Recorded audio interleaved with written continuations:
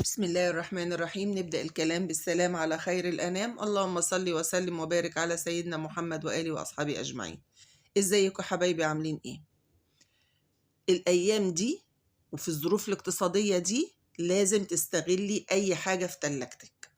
أنا كان عندي بواقي حاجات في التلاجة، عملت منها أحلى صينية مكرونة بالفراخ بحاجات بسيطة جدا وبإمكانيات بسيطة جدا.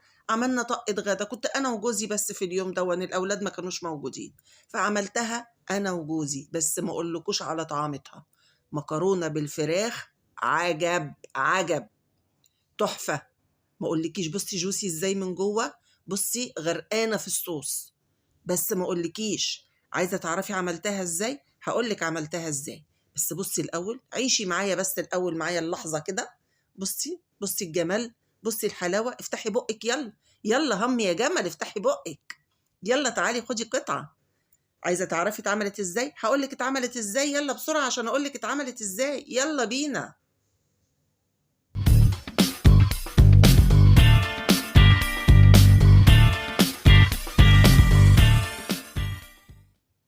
نبدأ بسم الله.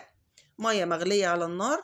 أنا عشان هعمل صينية صغيرة عملت يعني حوالي ربع كيلو مكرونة وشوية، يعني حوالي 300 جرام. المكرونة هحطها على النار من غير ما احط زيت في المية، من غير ما احط أي حاجة، وهتتسلق 3/4 سوا. ده كنت أنا قبلها عاملة بانيه، وكانت بقت معايا 3 قطع بانيه ما عملتهمش، متبلين جاهزين. قطعتهم كده زي تقطيعة الشاورما، وحتة سمنة كده اهو، هنزل عليها ببصلاية وسط متخرطة، وهقلبها كده. انا مش عايزه البصله تغمق، انا بس يا دوبك يعني ايه، البصله تدبل تبقى شفافه كده. طبعا البانيه احنا عارفين بنتبله بصل، ملح، فلفل اسمر، رشه جوز الطيب، وشويه خل. قطعتها كده اهو، وهنزل عليها على البصله كده، هنزل بالبانيه اللي قطعته ده،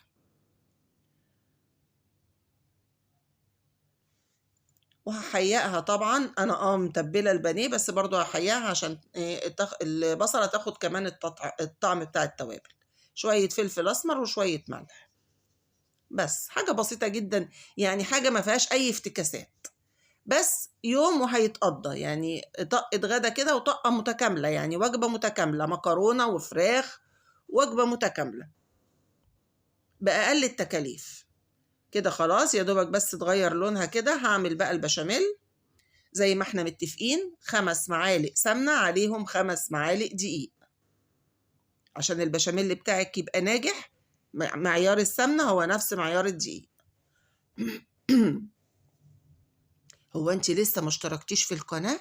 لو لسه ما اشتركتيش انزلي بسرعة اشتركي وفعلي زر الجرس عشان يوصلك كل فيديو جديد بعمله. هتتبسطي قوي قوي قوي من فيديوهاتي. ولفي لك لفة كده في القناة، واعملي اللايك الحلو بتاعك وكومنتاتكم اللي بتفرحني، ربنا يخليكوا ليا يا رب. كده اهو 5 معالق سمنة معاهم 5 معالق دقيق، وهقلبهم كده. هو انا برضو مش عايزه الدقيق بتاعي يغمق، انا مش عايزاه ياخد لون، انا بس يستوي شويه، مش عايزه الدقيق بتاعي يبقى ني بس. كده بقى اهو، طول ما هو بيشكشك كده في السمنه اعرفي ان البشاميل بتاعك هيبقى ناجح. هبدا بقى انزل باللبن شويه بشويه واقلب. معلش انا عندي برضو والله ولسه قايمه منه. واقلب كده وانزل باللبن تاني. انا خدت مني حوالي كيلو الا ربع لبن. انت ممكن تحطي لو عندك شوربه، ممكن تحطي لبن مع شوربه، مش شرط يكون لبن بس، ممكن تحطي لبن وتحطي شوربه. انا ما كانش عندي شوربه فحطيت لبن، خدت معايا حوالي كيلو الا ربع لبن. نحط كده ونقلب، نحط ونقلب لما يوصل للقوام اللي انت شايفاه ده.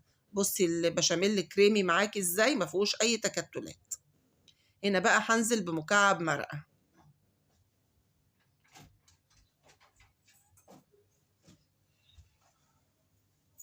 هنزل بمكعب مرقه، وطبعا هحيق البشاميل بتاعي. بس هنا معلش ما تصورش، ما اعرفش الكاميرا فصلت ولا ايه. طبعا حبة ملح وحبة فلفل اسمر للبشاميل بتاعي.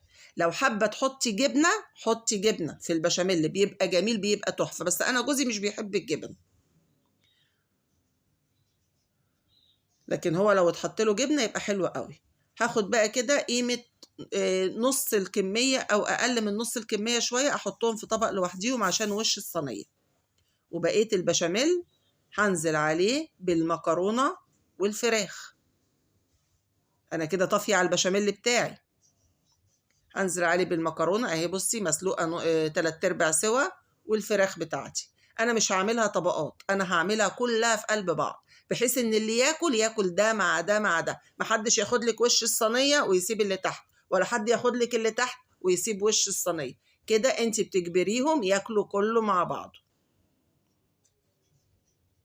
هجيب بقى صينية زي ما قلت لك، أنا عاملة صينية صغيرة عشان كنت أنا وجوزي بس. صينية كده مدهونة سمنة، وانزل عليها بالخليط بتاعي ده، المكرونة مع الفراخ مع البشاميل، انزل بيها كلها كده. بتبقى الصينية بتاعتي جوسي وغرقانة في البشاميل، بتبقى تحفة. هنزل بقى بالبشاميل اللي انا حشته لوش الصينية بالطريقة دي كده.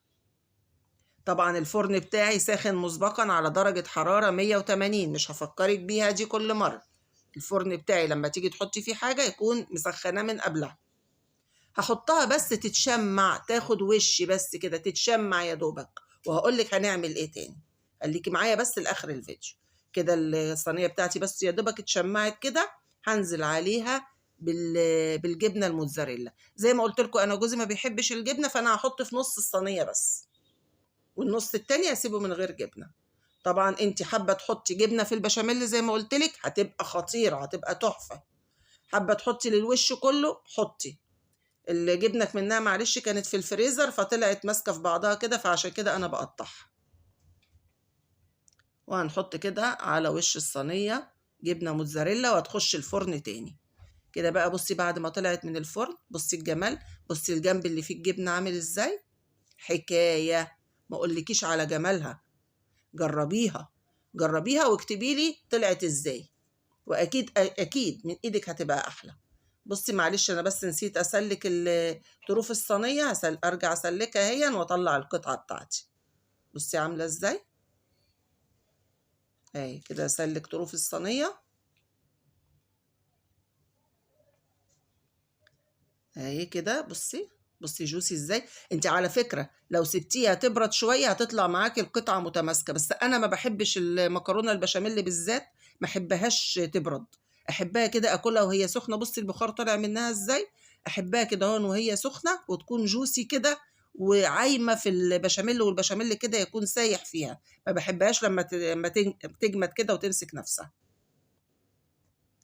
ايه رايك في الجمال ده؟ تنسيش اللايك بتاعك بقى والكومنت الحلو، واكتبي لي في الكومنتات طلعت ازاي. والسلام عليكم ورحمة الله.